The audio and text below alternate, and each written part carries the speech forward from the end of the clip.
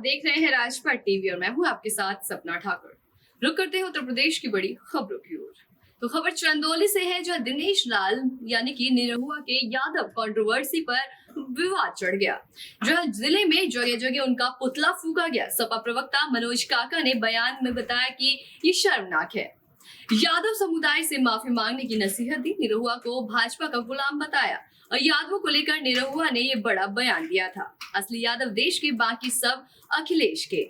आजमगढ़ के सांसद का जो बयान आया है वो बेहद शर्मनाक बयान है और मैं समझता हूं कि जब व्यक्ति सांसद चुन लिया जाए और चुना हुआ प्रतिनिधि हो तो कम से कम उसको सतही बयान देने के बजाय तथ्यों का आकलन कर लेना चाहिए। उत्तर प्रदेश के ही नहीं बल्कि पूरे देश और दुनिया के यादव समुदाय के लोगों ने पूज्य नेताजी में और जितने भी दलित, वंचित और हाशिए के पे जो समाज था, जो वर्ग था, उसने पूज्य नेताजी को, समाजवादी पार्टी को और अखिलेश यादव जी को अपना नेता माना है और वो अंत तक मानता रहेगा। क्योंकि ये लड़ाई सिर्फ जात की नहीं है, ये लड़ाई न्याय की है। ये लड़ाई जो लोग हक के हाशिए पे खड़े हैं उनको सामाजिक, आर्थिक, राजनीतिक, सांस्कृतिक न्याय दिलाने की।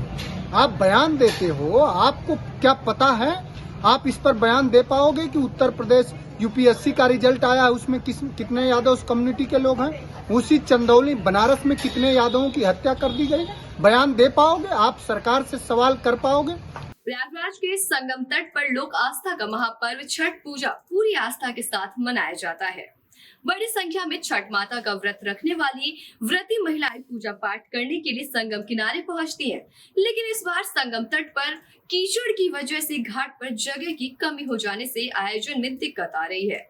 लेकिन आयोजकों का कहना है कि छठी मैया की कृपा से सब ठीक हो जाएगा।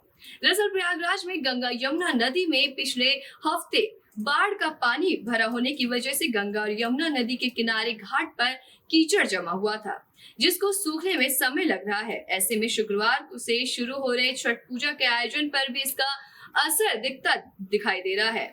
पूर्वांचल छठ पूजा समिति के अध्यक्ष अजय रॉय का कहना है कि बाढ़ के पानी की वजह से इस बार घाट की जगह कम हो गई है, लेकिन इसके बावजूद उन्होंने कहा कि छठी मैया की कृपा और आशीर्वाद से सब कुछ ठीक हो जाएगा। वहीं डिप्टी सीएम केशव प्रसाद मौर्य ने कहा कि छठ का व्रत रखने वालों को किसी तरह की कोई परेशानी नहीं होने दी जाएगी। प्रशासन हर स्तर पर सुविधा देने का कार्य करेगी। देश में राम राज्य की कामना को लेकर दीपावली पर्व के बाद ओम नमः शिवाय संस्था की ओर से भव्य शोभा यात्रा निकाली गई। इस मौके पर ओम नमः शिवाय संस्था की ओर से मर्यादा पुरुषोत्तम भगवान श्री राम और भरत मिलाप का भव्य आयोजन गौ घाट स्थित आश्रम पर किया गया। भगवान श्री राम और भरत सहित माता जानकी, भगवान लक्ष्मण और शत्रुघ्न सहित अन्य परिजनों के मिलाप को देखते ही लोगों की आंखें नम हो गई। इस मौके पर श्रद्धालुओं ने जय श्री राम, माता जानकी के जय, भरत की जय और लक्ष्मण की जय के नारे लगाए। इससे पहले में पूज्य गुरुदेव ओम नमः शिवाय के नेतृत्व में कोठा परचा चौराहे से भगवान श्री राम की भव्य शोभा यात्रा निकाली गई। इस दौरान रथों पर भगवान श्री राम, माता जानकी, भगवान लक्ष्मण, राजा सुग्रीव, हनुमान सहित सभी प्रमुख लोग सवार होकर बैंड बाजे, ढोल, मजीरे, नगाड़े के साथ गौ घाट स्थित आश्रम की ओर प्रस्थान किया। इस दौरान हजारों शिष्य भगवान श्री राम सहित परिवार के सभी लोगों की आरती उतारी और 11 कुंटल पुष्पों, गेंदा, गुलाब, चमेली सहित अन्य पुष्पों की वर्षा की गई।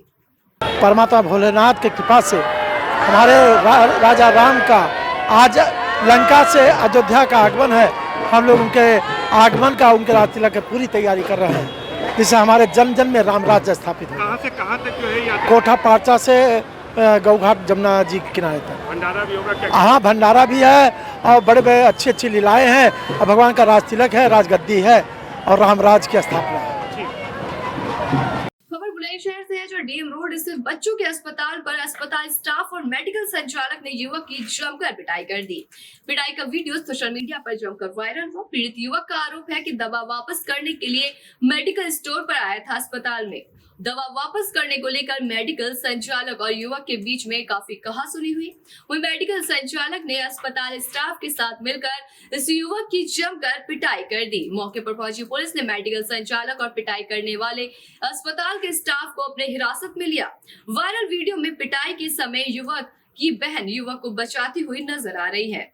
बुलंदशहर में कोतवाली नगर क्षेत्र के डीएम रोड स्थित विजय सिरोही अस्पताल का यह पूरा मामला है।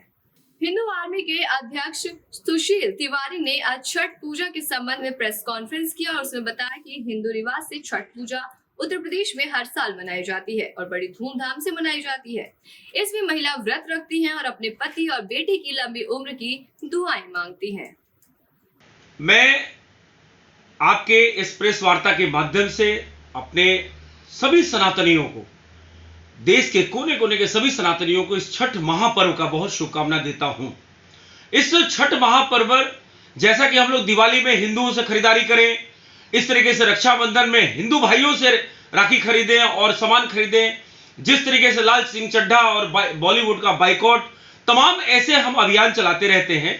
इस छठ में जो हमारा अभियान है वो ये है कि इस छठ महापर्व में आप अगर देखेंगे तो इसमें आपको दिखेगा कि किस तरीके से हमारे जो पूर्वज हैं उन्होंने जाति पाति को किस तरीके से एकजुट करके रखा था और किस तरीके से हमारी हर जाति वर्ग विशेष के लिए एक व्यवस्था थी, कमाने की, पूजन करने की और सारी एक कार्यविधि थी।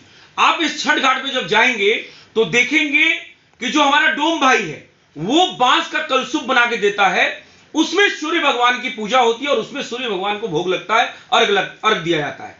आप सोचिए क्या जाति व्यवस्था है। यहां लोग ब्राह्मण और शूद्र और दलित, गुज्जर और ठाकुर, यादव बोल के हमको बार बार जाति पाति में बांटने का काम करते हैं। और आज तो ये पीएफआई के बैन लगने के बाद कुछ ज्यादा ही हो गया है। आप अगर देखेंगे हिंदू आर्मी का एक बहुत बड़ा मुहिम था बैन पीएफआई और वो बहुत सक्सेस हुए। हमने लव जिहाद पे चलाया अभियान, हम सक्सेस हुए। योगी जी ने कानून बनाया और भी प्रदेशों ने बनाया। अब बात यह है कि देश में जो जाति पाति और हिंदुओं को खंडित करने का जो काम चल रहा है, वो चाहे बामन मिश्राम हो, चाहे वो राजरत्न अंबेडकर, आपने हाल में ही देखा होगा कि बौद्ध धर्मांतरण के नाम पे किस तरीके से हमारे इन जाति पाति में हमें बांटा जा रहा है और किस तरीके से तोड़ने का और खंडित करने का प्रयास किया जा रहा है। मैं ऐसी तमाम बड़ी खबरों के लिए देखते रहिए राजपट टीवी, सबसे पहले भारत।